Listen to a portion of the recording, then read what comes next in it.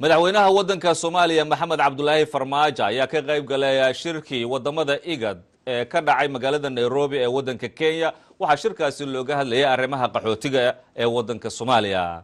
wariyahayaga Aadan Philippine ayaa warbixintan inoo soo diray.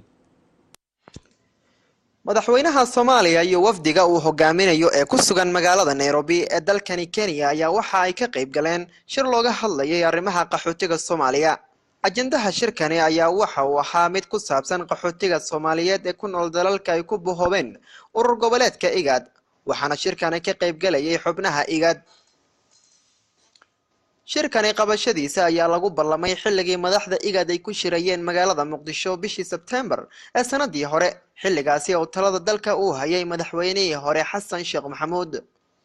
Soomaali badan oo qaxooti ayaa waxa ay ku nool yihiin qaar ka mid ah dalalka ku bohobay magaca IGAD. qaxootigaasi Soomaaliyeed waxa haysata xaalado kala duwan oo dhanka nolosha ah. shirkani ayaa madaxdii ka soo qayb gashay waxa ay hoosta ka xariiqeen in loo baahan yahay gargaar degdeg ah oo lala gaaro dadka dhibaatada haatan ay ku habsatay ee 2 milyan kor u dhaafaya.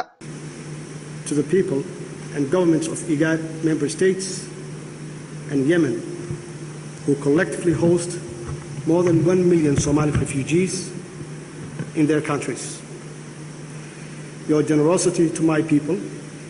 dhanka kale madaxweynaha Jamhuuriyadda Federaalka Soomaaliya Maxamed Cabdullaahi Maxamed Farmaajo ayaa sheegay in dawladdiisu ay haatanba diyaarinteeda ku jirto istiraatiijiyad looga hortago abaaraha iyo musiibooyinka noocani ah mustaqbalka, isagoona sidoo kale ka dhawaajiyay in iyana ay sameynayaan qaabab looga hortago tahriibka sharci darrada ah iyo dhalinta ku haligmaysa badaha una sameynayaan shaqo abuuris. As you may know, we have now established a new ministry focused on humanitarian and disaster management, recognizing the need for more robust dedication to the current drought and addressing long-term resilience issues. We will present a comprehensive resilience strategy at the London conference in May, inshallah, and I will subsequently convene national stakeholders on the subject matter to operationalize our strategy. We will reach out to many of you as the time comes.